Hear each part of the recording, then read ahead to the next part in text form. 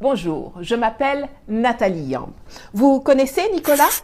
Nicolas Normand est un ancien ambassadeur de France qui a sévi au Mali, au Congo et au Sénégal.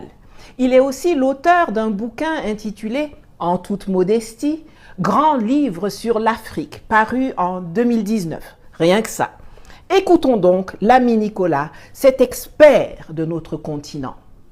Ce sont des pays quand même dépendants de l'étranger, n'est-ce pas? Ce sont des pays pauvres qui n'ont pas beaucoup de ressources, même s'il y a de l'or au Mali, même s'il y a un peu de pétrole au Niger, ils ont absolument besoin de partenariats. Le problème, c'est que la Russie ne leur apporte aucune aide, sauf une aide militaire pour faire une garde prétorienne autour des putschistes, en fait. Ça, personne d'autre ne pouvait le faire. Ce sont des pays très pauvres et qui n'ont pas de moyens budgétaires. Et la Russie elle-même a le PIB de l'Espagne. C'est un pays pauvre qui n'apporte pas d'aide, qui fait payer ses services. Ces mercenaires Wagner, il faut les payer, alors que Barkhane et les appuis militaires français étaient gratuits pour les pays africains.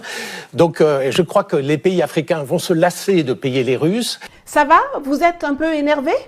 Attendez, ce n'est pas fini. Ils sont nombreux, comme lui, à venir nous expliquer que l'Afrique est pauvre, qu'elle ne représente rien dans le commerce extérieur français.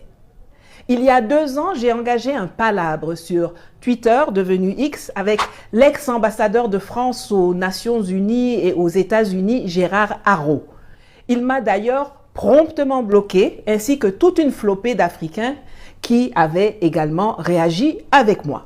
Le 2 octobre 2022, l'ami Gérard a publié que toute l'Afrique ne représente que 5% de tout le commerce extérieur et des investissements français. Et que même dans les 5% là, c'est l'Afrique anglophone qui est majoritaire. Quelques heures plus tard, son 5% avait baissé à 4%. Vous me direz, c'est toujours mieux que les 3% auxquels nous ramène l'ami Nicolas. Maintenant, l'Afrique anglophone, ça représente 1% de notre commerce extérieur. Même chose que l'Afrique francophone, même chose que l'Afrique du Nord. Le continent africain tout entier, c'est 3% de notre commerce extérieur. Il n'y a aucun pays africain... 25% pour la Chine. Oui, c'est 17% dans la plupart des pays africains, la part de la Chine.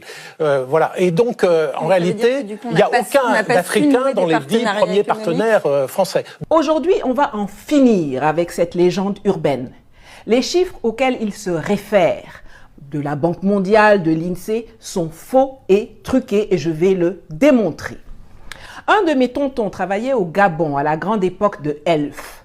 Chargé d'auditer les procédures d'enlèvement, il constate qu'en lieu et place de 2 cales de navires chargés de pétrole mentionnés sur le manifeste, ce sont bel et bien 3 cales qui sont chargées. Quand